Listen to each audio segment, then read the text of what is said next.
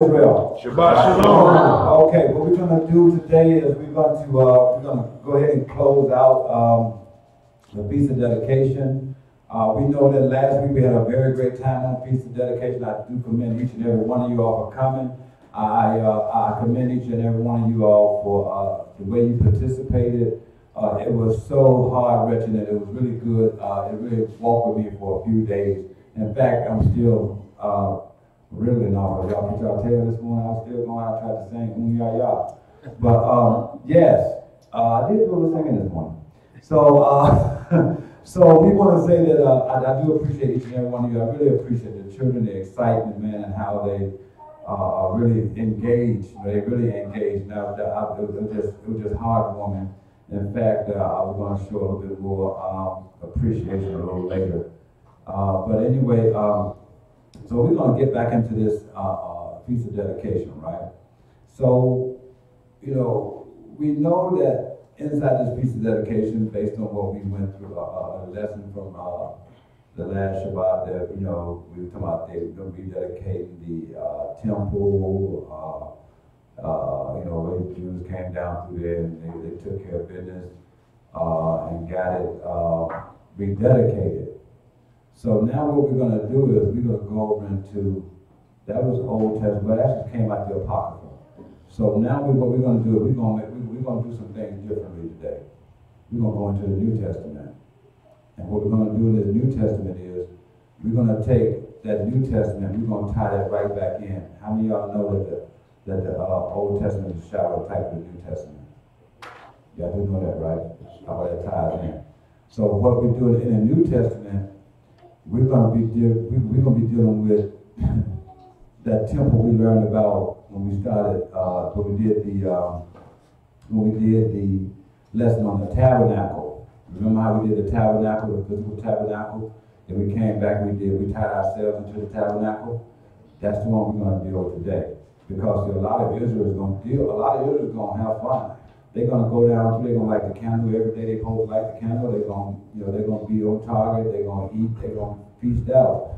But are they going to dedicate that temple? That temple needs to be dedicated back. I mean, from myself down to Shabbat, you know what I mean? I think I'm the oldest one here. Am I? Okay, brother back there told me I wasn't the oldest. But I'm on his heels. He better not stumble because I'm going to catch him. All right. So we're gonna definitely try to go down through there. And I just want you guys to be attentive and look at what we're talking about. Let me say this too. This lesson that we're gonna go through today, you're not gonna hear this lesson all the time online, especially coming from an Israelite standpoint. Okay. You're gonna hear a lot of other things, but you're not gonna hear it this way. And we got to understand that the word, that, you know, I definitely, I don't want to put anything from me in this. I want this to come straight from the word, brothers. Okay, we want to stick with the word. All right, we want this to come straight from the word, because it's important that we receive it from the word and understand it's coming from a power greater than ourselves. Okay, everybody with me? Everybody there? Shalom, Brother Robert. How are you doing today? Shalom, brother. Good. Okay.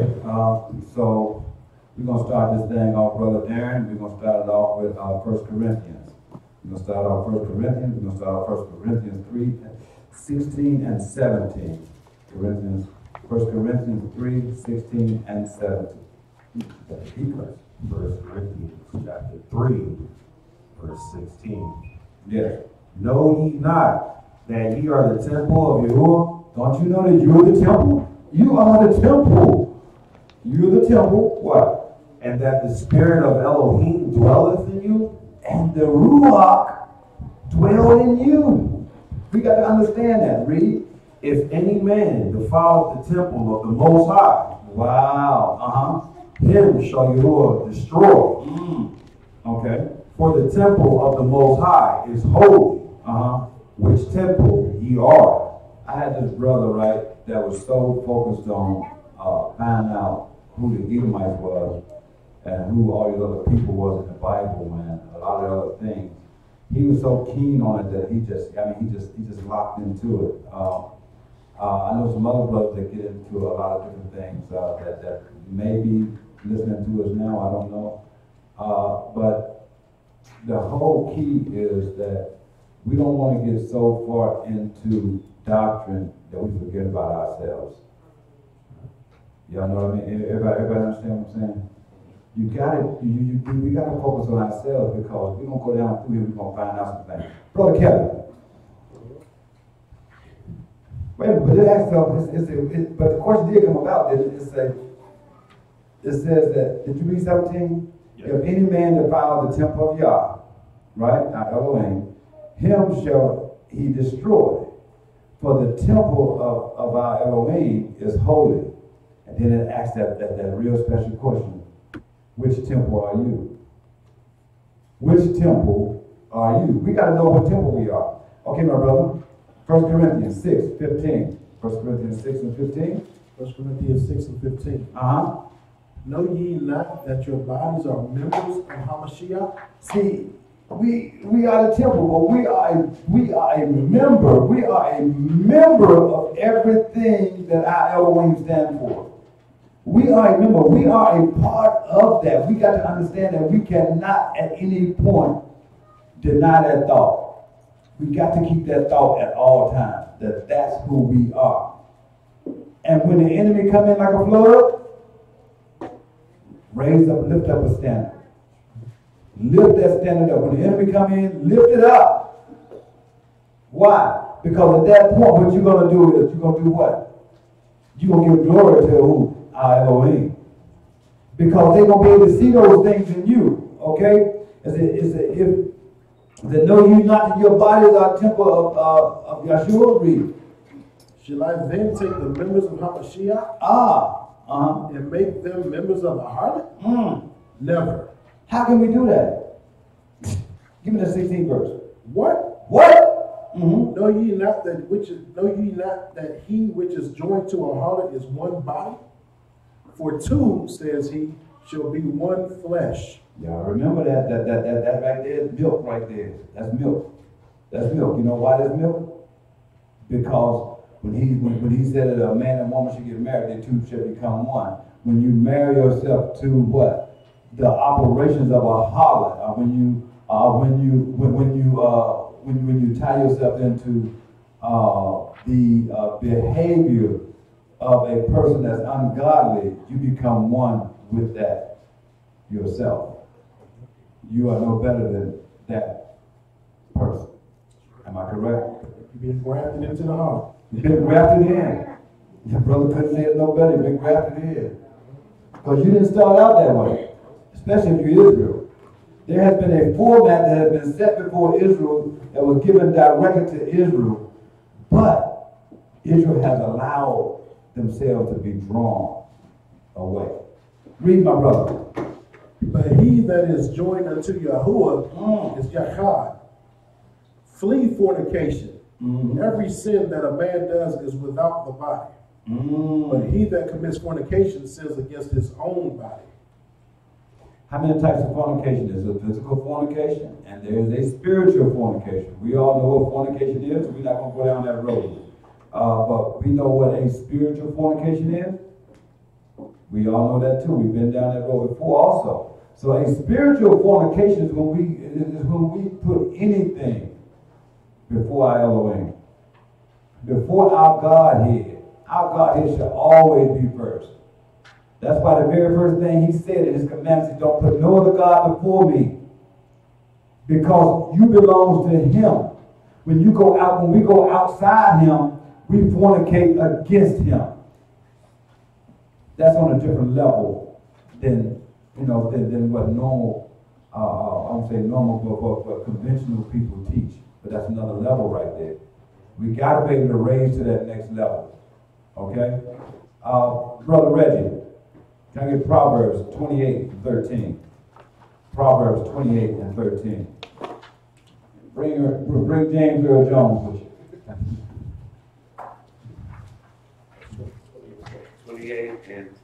28 and 13. See, we got to understand something, right? that the word is supposed to prick you. It's supposed to prick me.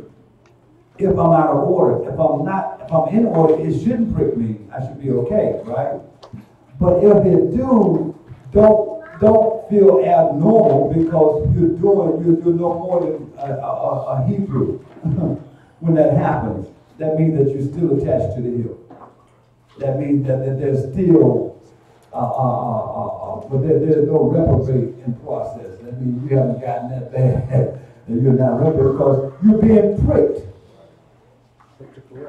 Yes. Brother Reggie, you ready? Ready. Uh-huh. Proverbs 28, verse 13. And read. He that covereth his sin shall not prosper. You see that? So he that covers his sin shall not prosper. We got to understand that regardless of who around, nobody might not be around you when you commit this, but when you do, the Most High still sees it. It can't be covered. But when you cover it, it's almost like being a legend in your own mind. In your own mind it's been covered. But it's open, it's out there because the Most High see it. And it says, according to Proverbs 28 and 13, it says that he that covers his sin shall not prosper. That means that once we begin to cover our wrongdoings, we have stunted our growth at that hour. No matter how you fake it, no matter how you lay it down, it has been stunted according to Proverbs 28:13. And read, my brother. But whoso confesseth and forsaketh them shall have mercy. But those that understand that this is what I did, Father, confessed it, and then turn away from them when they say forsake, turn away from those sins and do like David. Don't go back. That's why Hamashiach, when he healed people, he told us, you go and you sin no more. Don't do the same thing again. Go, but don't do it. 1 Corinthians, we back at Brother Kevin. 1 Corinthians 6 and 19. Mark 11 and 13. 1 Corinthians 6 and 19. 1 Corinthians 6 and 19. Uh-huh. What? Know ye not that your body is the temple of the Ruach HaKodesh, which is in you, which ye have of Yahuwah, and ye are not your own? You don't even belong to you. Ain't that something? How can somebody tell you you don't belong to you? That's unbelievable, huh? But once we accept that, then we act accordingly to that. Once we live by that, then we'll live accordingly to that. That's one thing that Israel as a whole, and I'm telling you, I'm not throwing any dots. I'm just going here, right? Israel as a whole, a lot of them, we're going to get down to some other stuff that's going to really break this thing down real nice. But Israel as a whole, well, I won't say as a whole, because you can't paint this thing with a wide brush. We can't even pencil in on a whole lot of this stuff. They can't even pencil us in on this. Right?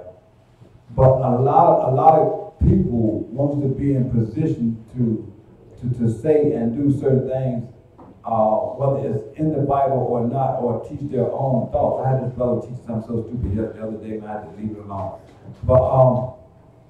But I mean, it just only makes standing around sense. That when they start to teach these things, they teach them for their own gratification. Right? So did we hit that 20th verse? Let's have that. For ye are bought with a price. See, that's why we don't belong to us. Because if we belong to us, we would be headed straight to the pit. But we were bought with a price. What was that price? Read. Therefore glorify Yah in your body and in your spirit, which are Yahuwah's. Because the ransom has been paid.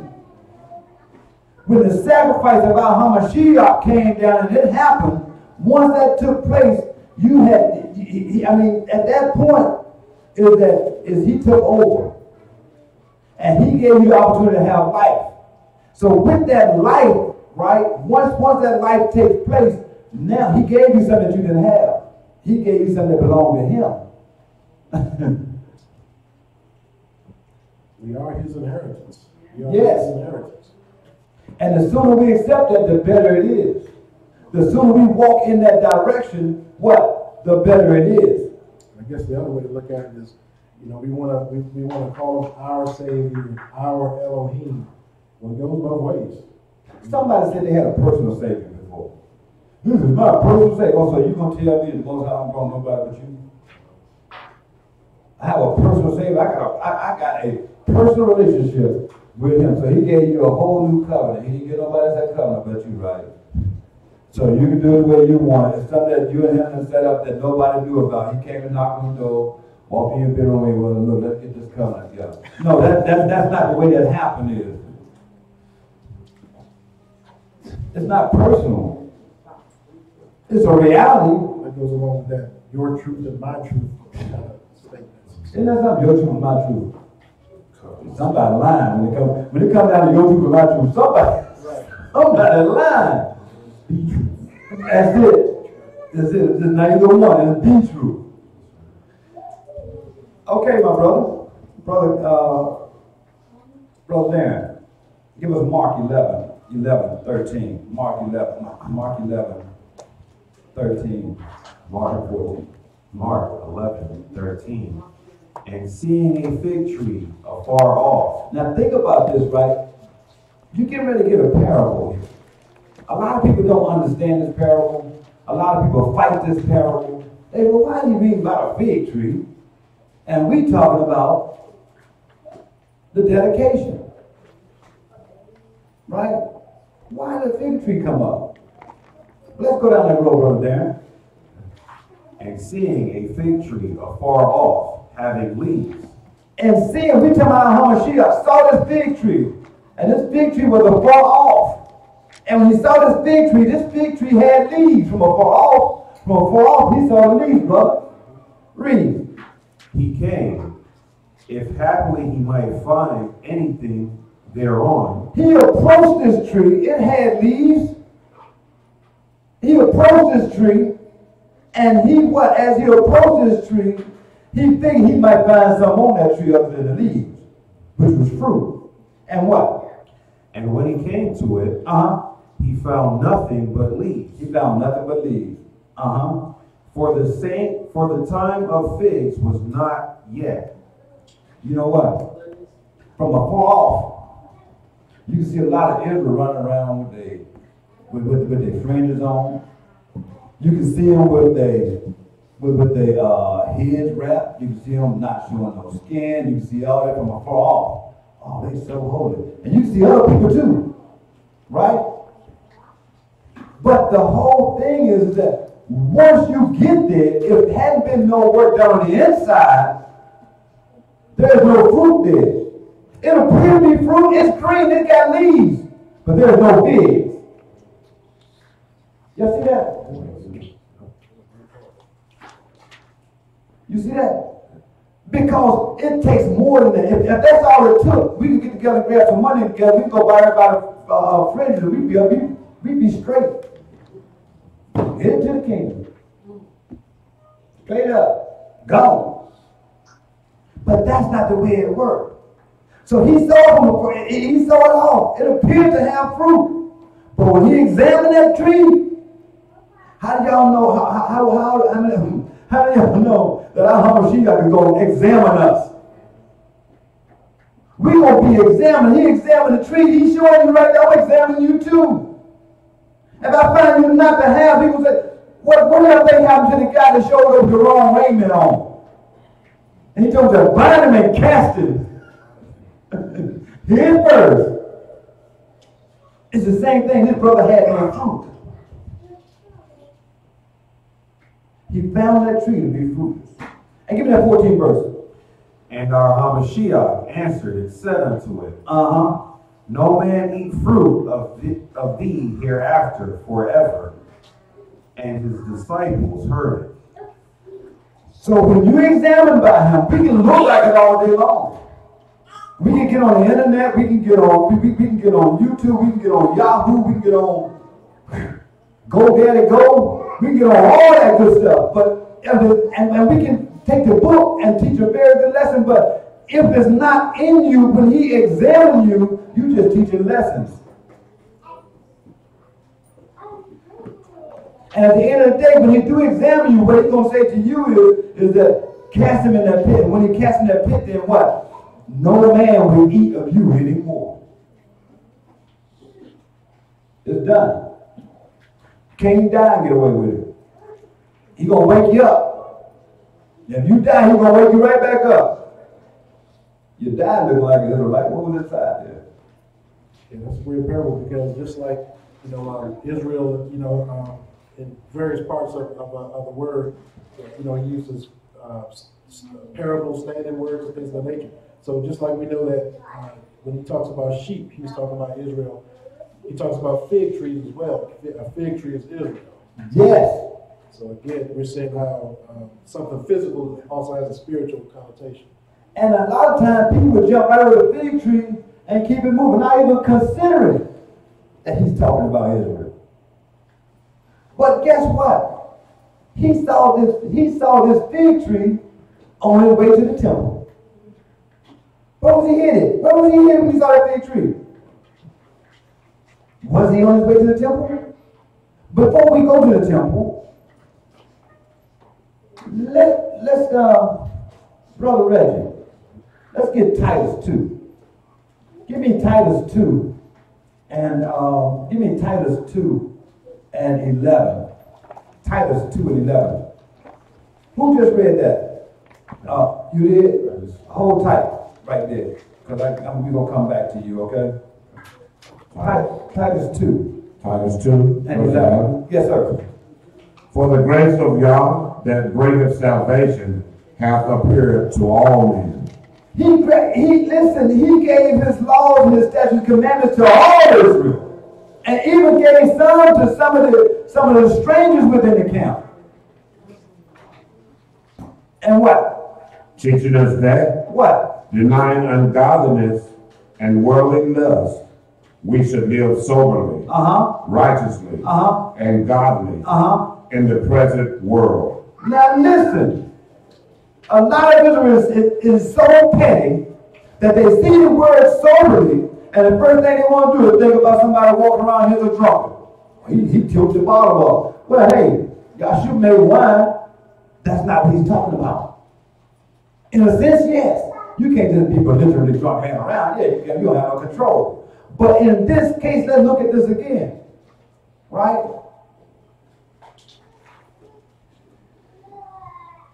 How about being drunk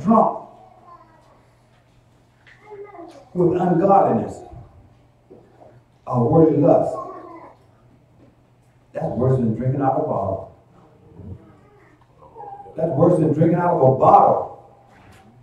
I can be so drunk on what's going on inside this world and so into what's going on in this world that I am drunken with this worldly behavior that I can't tie myself in. I'm drunk. Did that make sense? I have a lust for what's going on in this world. I have a lust for what this heathen is talking. I have a lust for what this ungodly man is trying to teach me in the process of me getting my salvation. And listen, didn't he tell you they're going to appear as a light? Didn't he tell you that no man deceive you? He wasn't talking about the ones in the street. He was talking about the ones in the building. And they're going to come, they're going to show up like they come. They might walk in and carry them along. They're going to be likable. They're going to be likable people. And a lot of times, there are people that we like because we like how they talk, we like what they say, maybe they sound positive or encouraging or whatever. Yeah. If the root of what they're saying is not of Yah, you got to leave them alone. If that root taking you right to false doctrine, you need to pump the brakes. Right, regardless of how much we like it. Regardless. Because they based on life. Because I'm going to tell you, once we hit if somebody hit the pit, they're going to forget who they like. They're going to try to remember some word. Go ahead, my sister. It just makes me think of in drug treatment, they use the terminology of dry drunk. That's it. They don't drink anymore, but they still have the same behavior as if they were drunk, the same thinking. So to be sober-minded is to have a clear way of thinking. Yes. A clear way of thinking. That's it. That's it. I drink some wine myself. I ain't got no problem with it. I don't drink it all the time, but when the time comes for me to have a little drink, I tilt the bottle a little bit. You ain't gonna find me later, I'll piss it drunk though. But I taste it. You know, one glass I'm good. I never liked wine in my life. I tried to make, oh my God. Man. I saw the one guy's lips that turned red from drinking wine. I said, I never drink it. They told me that it was because the alcohol that built up in his lip. I'm telling you, they told me, I said, I don't want to live like that. That thing was deep red, man. Oh, man, when pink, it was red. It was red. Give me that 13th verse. Looking for that blessed hope. See, you ain't got to be looking for that blessed hope. When you're looking for that blessed hope, how can we look for the blessed hope? And we walk around with an underlying, concealed, unconfessed ungodliness about ourselves. Why did I say unconfessed? Because you don't know about you before anybody else knows about you. It's your responsibility to ask for forgiveness and get out of it. Not mine. I can't get you out. I'm too good to get old Lord out of there. So, you know, we got looking for that blessed hope and what? And the glorious appearing of the great Elohim and our Savior Yahushua. Now listen. How can a person looking for the hope of the return of our Redeemer and he's not even spiritually prepared?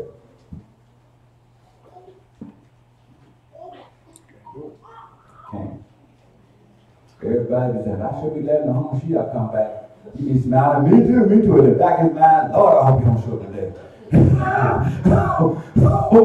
hope he stay where he at, man. Right now, I ain't ready, man. Please don't. But he be with the boy, oh man, yeah, now, put him on, I'm ready. He gonna be cutting heads off, his vest gonna be bloody. Everything all in the back of their mind. Will my head rolls? You gotta be real with you. We as Israel gotta be real with ourselves. Am I correct? Give me that 14th verse. Who gave himself for us. That's why your body is not your own. Read. That he might redeem us from all iniquity. That's why your body is not your own. Read. And purify to himself a peculiar people. Read. Zealous of good works. So therefore, by using the if and then method, right? If we're being drunken with ungodliness, and he say, be a peculiar people, and we are drunken with worldly lust, and he say he's gonna make you a peculiar people, that means you're gonna be a person as a peculiar people. You're gonna be a people of godliness, and how would we say this? Heavenly.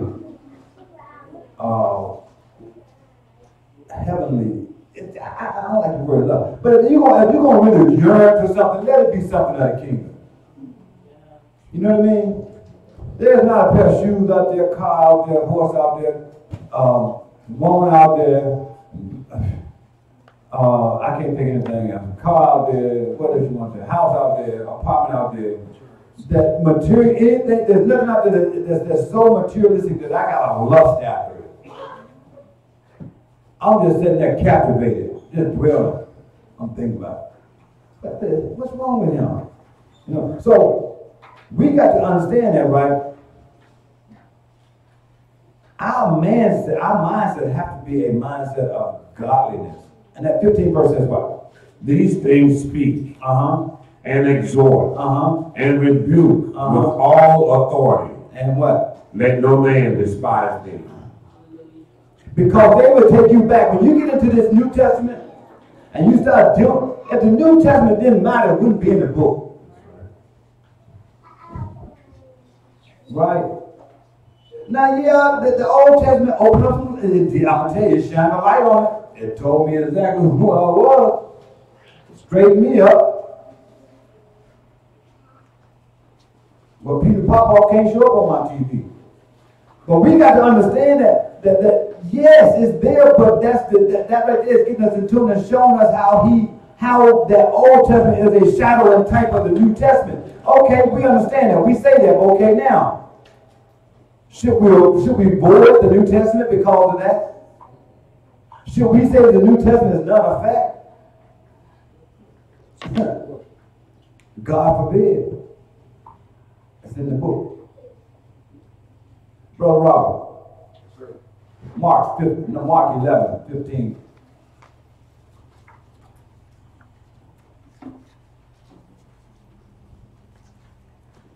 John 10:1. Mark 11:15. Mark 11:15. And they come to Jerusalem, and Yahshua went into the temple. Now remember, check this out. This was right as he ran into the tree. He saw the fig tree first, right? This right as he ran into the fig tree. Read. And began to cast out them that sold and bought in the temple. And overthrew the tables of the money changers. And the seats of them that sold doves. Now he shook up that temple, the one that was made by hands. Right? That we can see how to shake up the temple, our spiritual temple, that what? Belongs to him. Sometimes you got to shake it up. Sometimes you got to shake you up. You don't need to shake somebody else up. Shake you up. Where are you at? Shake you up as a person because you know you better than anybody else, number one. Number two is your own benefit. I'm not saying you as a person. I'm not talking to anybody. I'm talking about you as Israel. Okay, how about that? So he's showing how we got to shake. Sometimes you got to shake yourself. And what? Get that 16th verse. And would not suffer that any man should carry a vessel through the temple.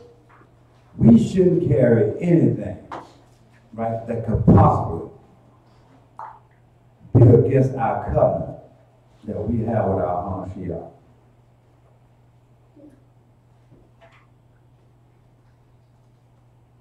We should.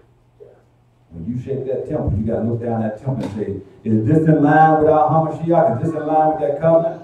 If it's not in line with the covenant, and we know the law because most of us started off in the Old Testament. A lot of us love I love it, the Old Testament. But when you know it, it's one thing, you know it. It's like somebody cooking a nice big turkey. Get one of those nice deep fried turkey from Brother Jones and just sit there and look at the turkey. Brother Jones will be like, why you eat the turkey, man? I'm going to look at it. It looks good. It's a good turkey. But you're not consuming it. You find out the truth, then you find out the law, you find out the statutes, you find out the commandments, you find out what's within the covenant, but you just want to look at it. Sister back in the back, you have something going on? It just makes me think of Israel today, how they charge people to go to peace. Isn't that crazy? I had a man tell me about a week ago that he paid $3,000 to go to a feast. And he said that he can't leave them because he don't want to lose his $3,000. So you mean to tell me it's going to be fun now? He ended in that pit. Yahshua should walk over to that pit and throw $3,000 in there. This right here got you in there. Keep it. Hold on to it. I won't let it burn either. Because how can you let $3,000 change your life on the spiritual realm? How can you? I don't see it. I'm not that hungry. Listen, I'll be out there. What do you call that? Pillaging when you go down through the woods and grab find food. I'll be out there pillaging. Brother, you're kind of close out here. So you back there. Don't be acting like you're in here. You just coughing. Robert ain't too far. No, Bob got that big head dog. You ain't got to worry about what's going on about no sandwich now. Nah. I don't know what that dog name is. Chico. You ain't got what I mean? 17th verse, am I correct? Yes. Verse 17. Read. And he taught. And he taught. Saying unto them. What did he say? Is it not written? My house shall be called of all nations of the house of prayer. Of how many nations? All nations. Just Israel. All nations. Okay, all nations. What? But ye have made it in a den of thieves. A den of thieves. And that's something? Hold tight right there, Brother Robert. Don't go nowhere. Okay. All right. Brother Darren, give me John, St. John 10 and 1. St. John 10 and 1. John 10, verse 1. Uh-huh. Verily, verily, I say unto you, What? he that entereth not by the door into the sheepfold, but climbeth up some other way, the same is a thief and a robber. But he that... Hold on, you good. You good. Thank you, my brother. Ain't but one way. There's one way to the kingdom. One way. One way. He said, but they have made a den of thieves. They were teaching ungodliness in there. He came in and shook the place up. So where we have received different things of ungodliness, we got to shake ourselves up and move that stuff out the way. That stuff got to go. I mean, I love my little family here, man. What we call ourselves? The view, what? The faithful view. Go back to that 18th verse. Who's that reading? I got it. Let me have it. And the scribes and chief priests heard it. Right, because they was the ones that were what? They was the thieves and the robbers. And what? And sought how they might destroy him. Go ahead. For they feared him. Because all the people was astonished of his doctrine. Now this is going to put a little twist on that. Give me that 19th verse. And when it was come, he went out of the city. Don't you know that the old man is always looking for a way to destroy you? He's always looking for a way to destroy the new man. Every chance he gets, he's going to pop up. Now, if I was still in control, this is what we would do. I'm telling you, that's his job. Because the old man is of the world. You have a spiritual thing within you that should be leading you directly to the kingdom that is directly a member of our Hamashiach.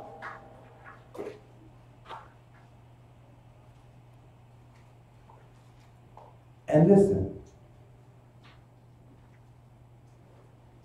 you got to think about it. Our Hamashiach was the new guy on the block. Right? He was the new guy on the block. To them. When he walked in there, they didn't know him. They used those thieves inside the sanctuary. Buying and selling and everything else in there. Teaching false doctrine and all that good stuff. But the new guy came in.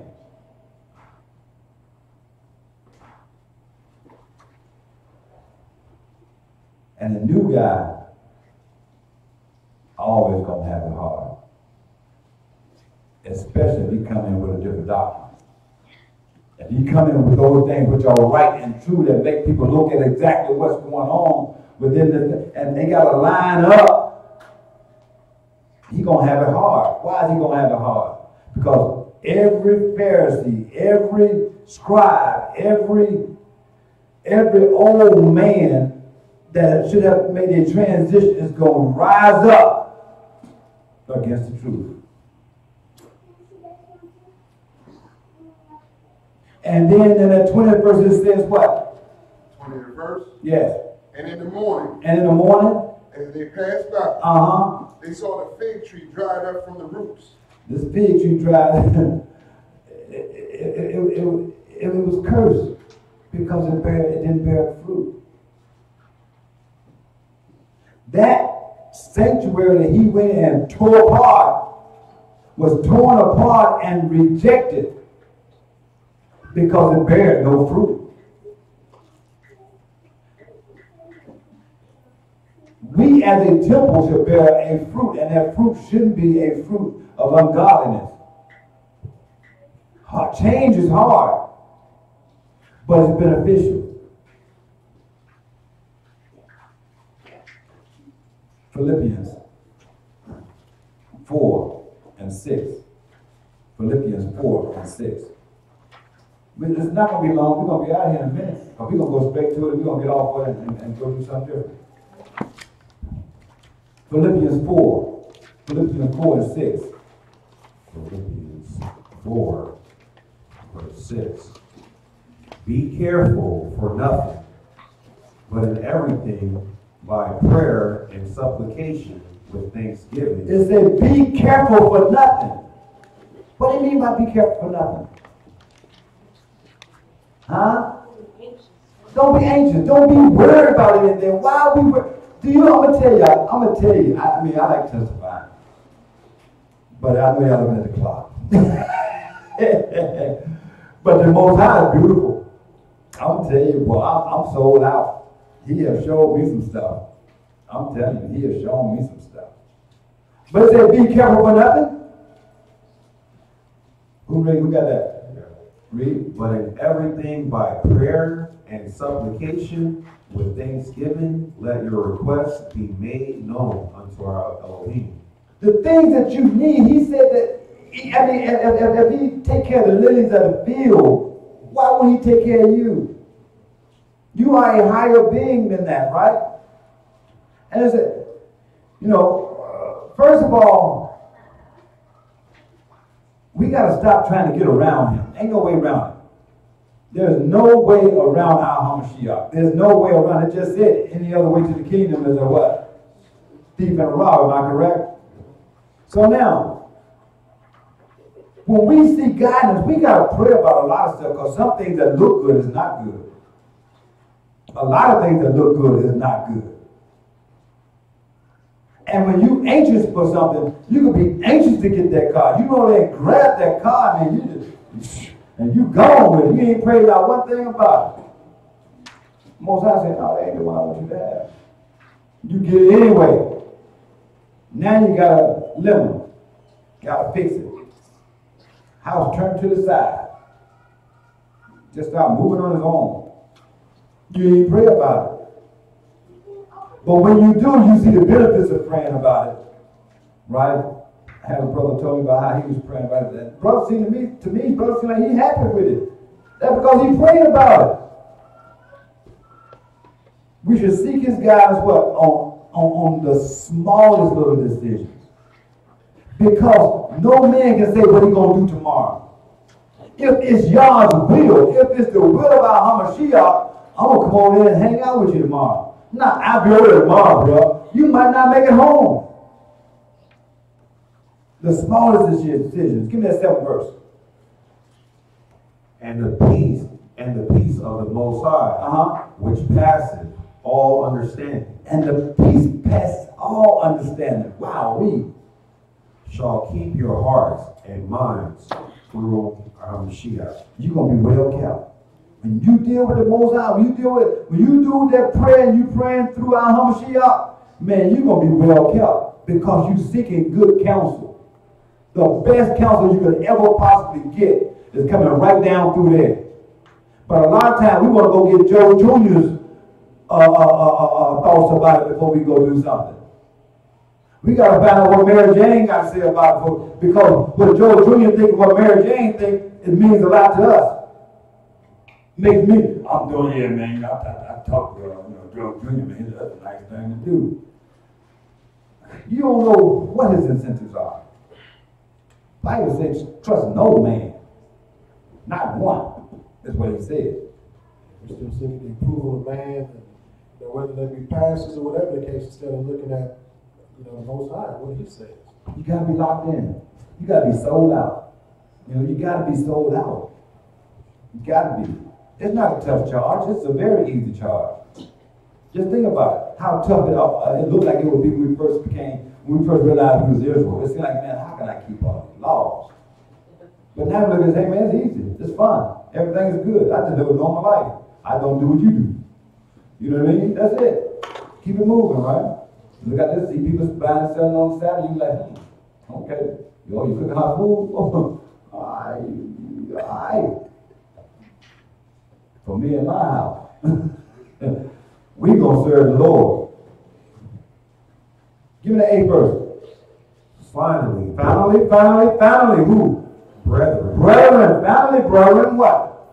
whatsoever things are true, Whatsoever things are true, whatsoever things are honest, whatsoever things are honest, whatsoever things are just, whatsoever things that are just, whatsoever things are pure, whatsoever things are pure, whatsoever things are lovely, whatsoever things are lovely. A lot of guys don't want to hear that word lovely. They don't want to say something that's lovely. They think it makes them seem like they're a little feminine to say something lovely. But I've seen a few lovely things. Read. whatsoever things are of good report. Whatsoever things are of a good report. Who do you think the report going to? Yeah, it's not going to Terry. It's not going over there to Jimmy Mac. You know? Read. If there be any virtue, If there be any virtue, he said, what are those things that are of a good report? If there be any virtue, what? and if there be any praise, If there be any praise, any virtue, what? think on these things. Consider this. Read. Those things which ye have both learned Those things which ye have both learned, and received, because some things you got to spit the bone out and eat the meat. And received what? and heard, And heard. and seen in He me, said, and seen in me. do, You do those things. That's what Apostle Paul said. Read. and the Elohim of peace shall be with you. But I rejoice in the Most High greatly, that now at the last your care of me hath flourished again, wherein ye were also careful, when you was also careful, but ye lacked opportunity. but you lack opportunity. You got to give yourself a chance. We as Israel have to give ourselves a chance. Read. Now that I speak in respect of want, for I have learned in whatsoever state I am, Here it come. What? therewith to be content. However you find yourself, don't think the Most High don't know you there. If you ain't prayed your way through it, if you ain't asked of his guidance, either way you need to be content. Don't seek the world for what you need, because he has it. Even when you seek the world, he has more say so about what you even achieve inside this world. In most cases, it's going to get even harder for you. Right? But however you find yourself, be content. Because the Most High do things for certain reasons. Sometimes he feel like, I got to hold Lord down right here. This month, I got to hold him down. Lord getting a little bit shaky on me now. I got to hold him down. Then Lord realized that Lord getting a little shaky. And Lord put up his bootstraps to get straight. Then he let Lord go. Okay, now go back. You see, you feel me? I don't want to use the word feeling, but you understand what this word we're talking about here, right? Brother Reggie, Galatians 5. Galatians 5. We're going to start at that 19th verse.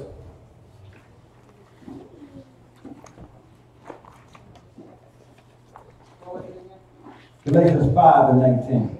Am I saying that right, brother? Galatians 5 and 19. We're getting ready to close out, y'all.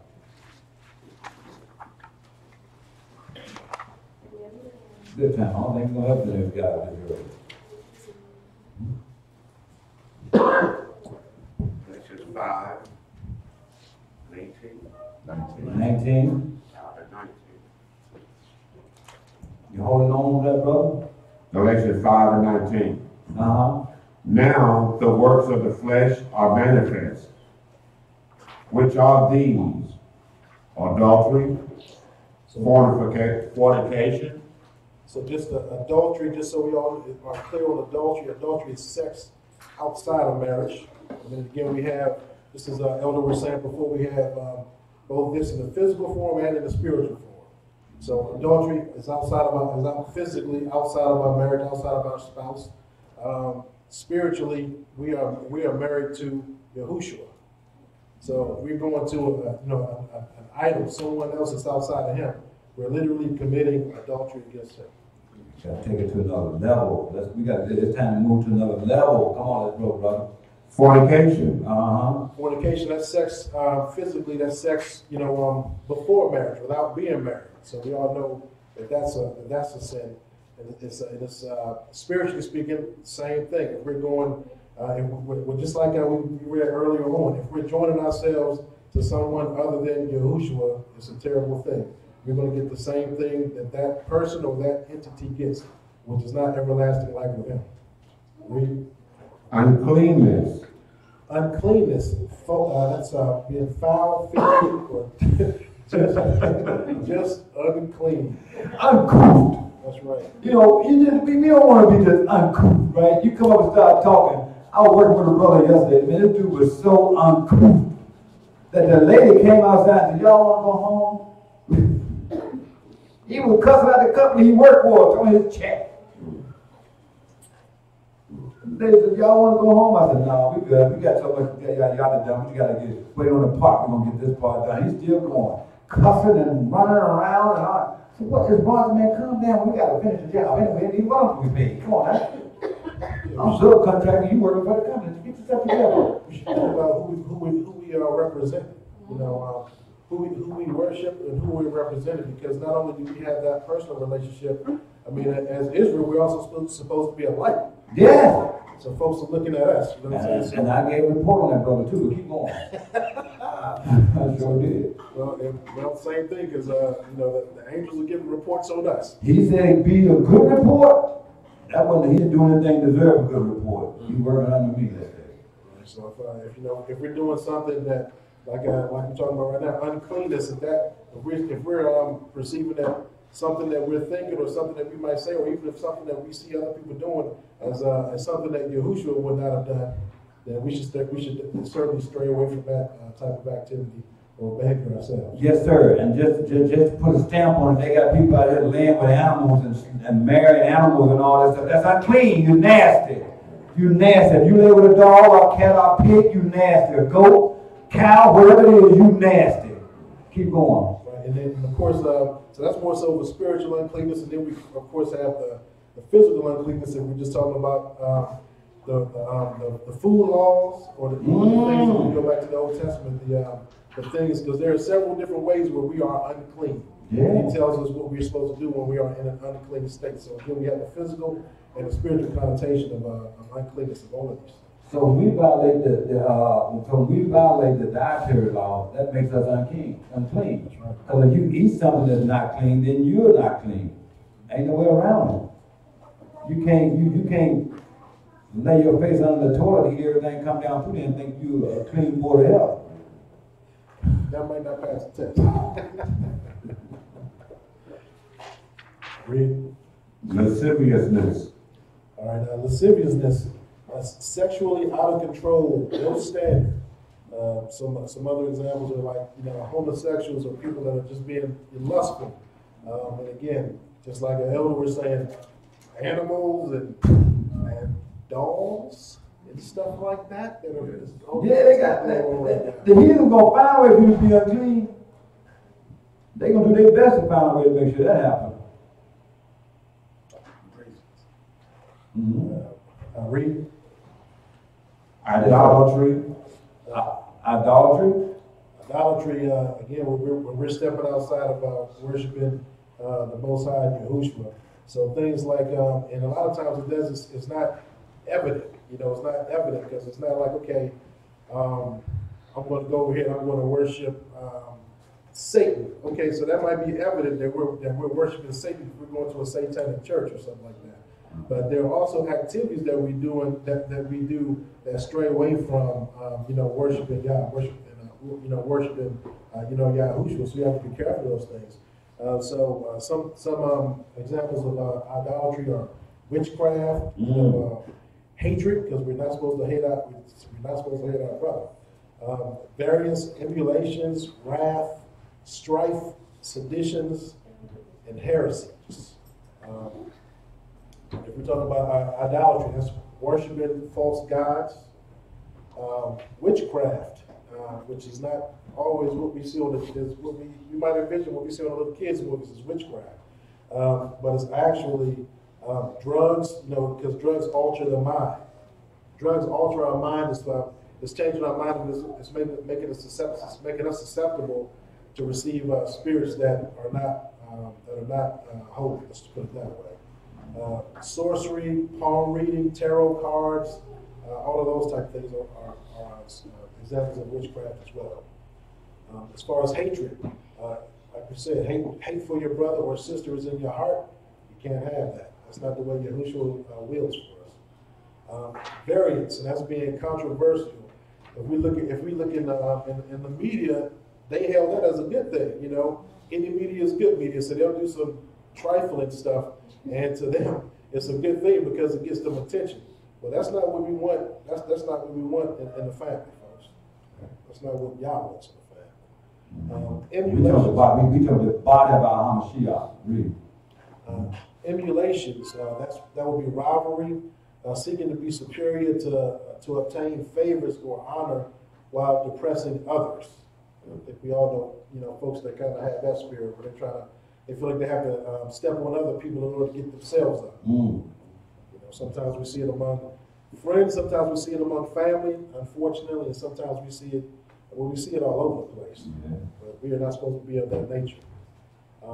Wrath, and that's like violent anger. Strife, and that's like having a bitter conflict or being quarrelsome or antagonistic against people. And seditions, encouraging people to rebel against authority through speech or conduct, the way that they're acting. And heresies, which is teaching damnable doctrine against things that are against the Torah, against Yahuwah and Yahushua.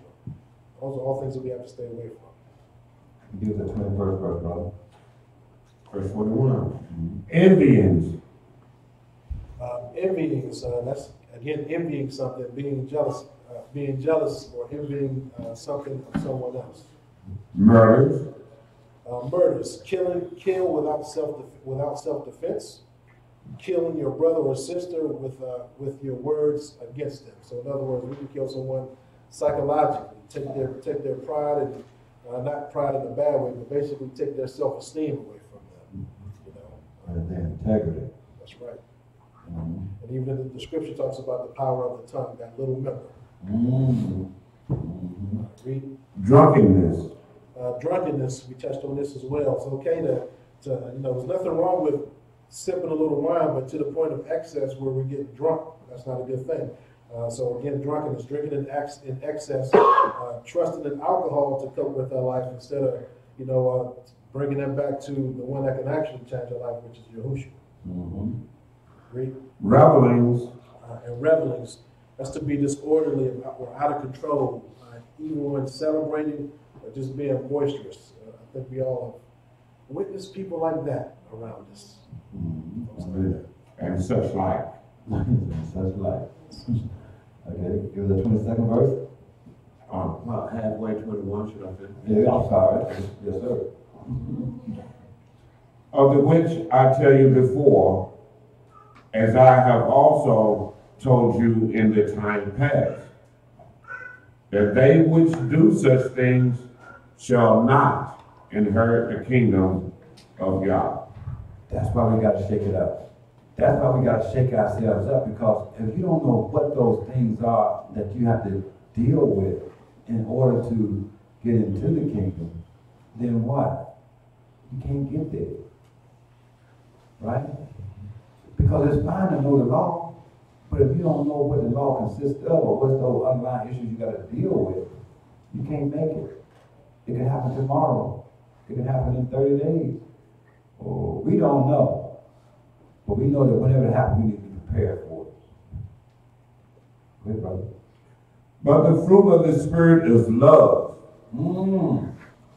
joy,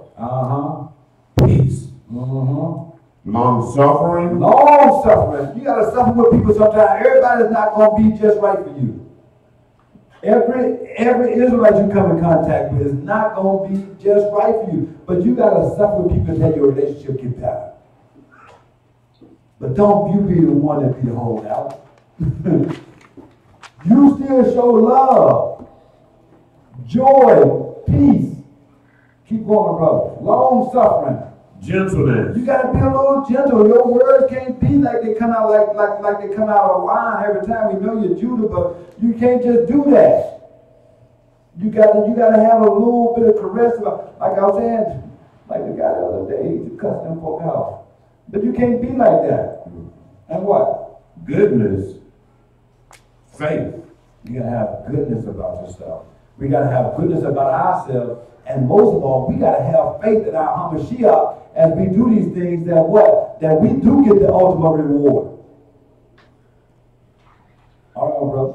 Meekness. Meekness. A lot of guys don't want to be meek, but meekness is there. Go ahead, brother. Sorry. Keep going. Temperance. Against such there is no law. And so, just to reiterate all these things, remember, Yahushua, as well as the disciples, they're not teaching anything new. They're returning us back to the ways of our fathers, and back to the way that Yahuwah taught us originally, when Yahushua, before he came down, taught us originally. He's reteaching us or reestablishing. He's not changing. A lot of people think that the New Testament is something that's brand new. It's not brand new. He even says that himself. That's right. He even says that himself.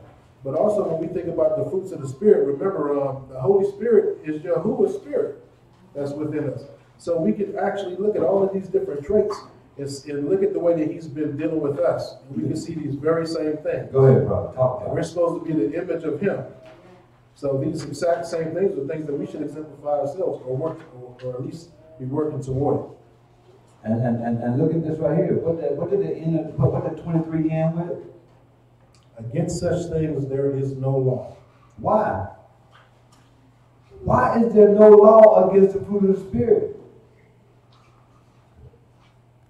You ain't doing nothing wrong. There's no punishment for this. You're in order. So there's no law. But you notice there was law against all those other things we read. Everything else that brother broke down before he got to that point. I'm talking about the fruit of the Spirit. Everything he talked about before he got there was a law against it.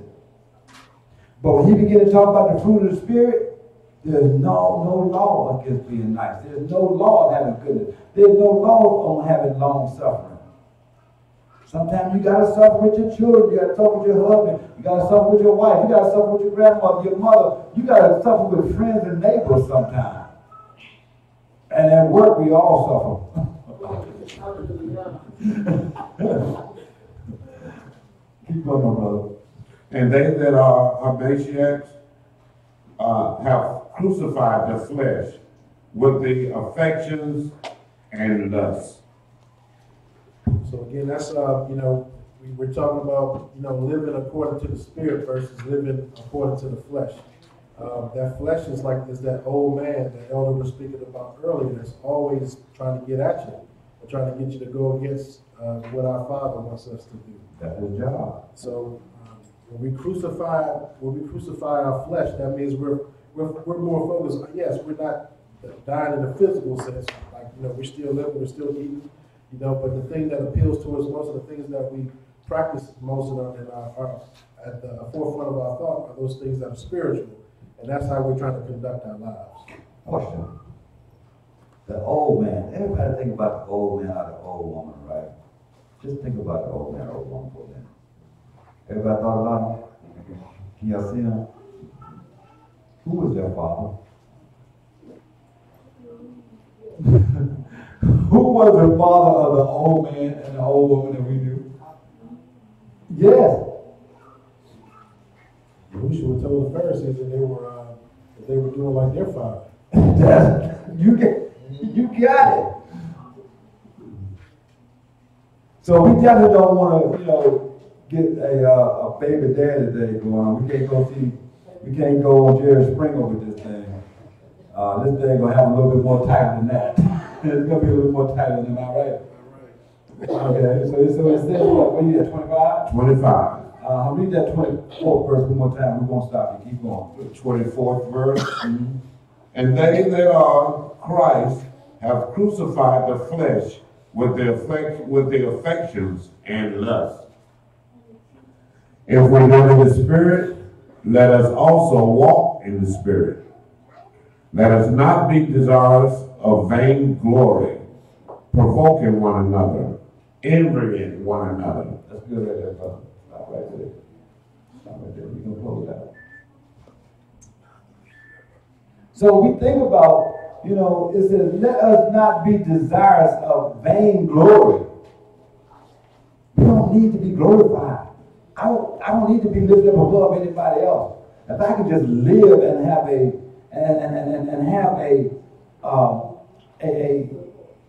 we were just talking about, I said, man, I sure feel good being on my way to salvation.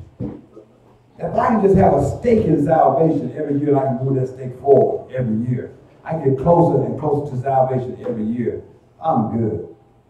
And remember when the Babylonians went to go build the Tower of Babel, the first thing they said is, let us go make a name for ourselves. Anything you want to say, brother? You good? Good. You want to say something, brother? I'm good. You good? You good, brother? Brother Chauncey, you good? Brother Eric, you all right? Somebody got the finger up. Sister Lisa, how are you? I'm fine. I think about the old man was so full of guilt. In Christianity, they teach you guilt. Yeah. And then when you come out of Christianity, pick up sorrow. So go from guilt to sorrow. But you think about it when the scriptures say, my people perish for the lack of knowledge. In the information age, people that don't know want to know. And so you get rid. I got rid of that guilt because in Christianity, no matter church practice, whether they wanted to know or not, it was my job to tell them. Right. Exactly. I had to force on. I had to evangelize, and if I didn't, I was going to hell. But once you come out of that guilt, you understand that people don't know because they don't want to know. You can't force it on people that don't want to know. They got to, most not have it. Yes, and the old man had a lot of hatred unto those that have done so much unto them. Think about how you felt when you first found out you was Israel, what they done to us. That we was the strange fruit on the trees. How they treated us when they took us into bondage. You know how mad you was then? That's because we were just coming in. We still had a piece of the old man in us.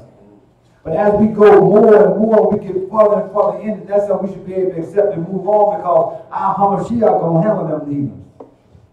He's going to handle all that. He's going to handle some Hebrews too for doing some things they did to you.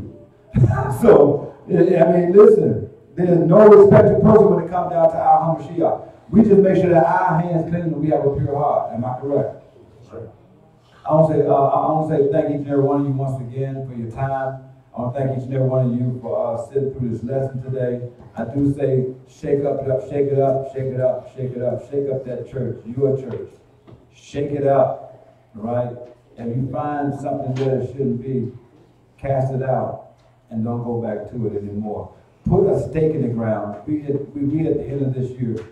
Put a stake where you are right now, right? And where you are, you stay right there. Stay where you are. Next year, you should probably move that stake a little bit farther if our Hamashiach don't come back first. We should be able to move farther along. We should be able to look back and see something different about ourselves. I mean, on a personal level of knowledge, not on a lawful level of knowledge. That makes sense? Because we can know all the law, all that stuff is good. It's good to know it for general conversation. But when it comes down to salvation, we got to know about those things that we got to do within ourselves to change us to a point that what? That we are qualified to get into the kingdom. All right? I want to say hallelujah. Hallelujah. Hallelujah. Hallelujah. Hallelujah. Hallelujah. We can all face the east. Kneel. We're going to close out. We're not gonna have food this evening, we're not gonna fellowship this evening.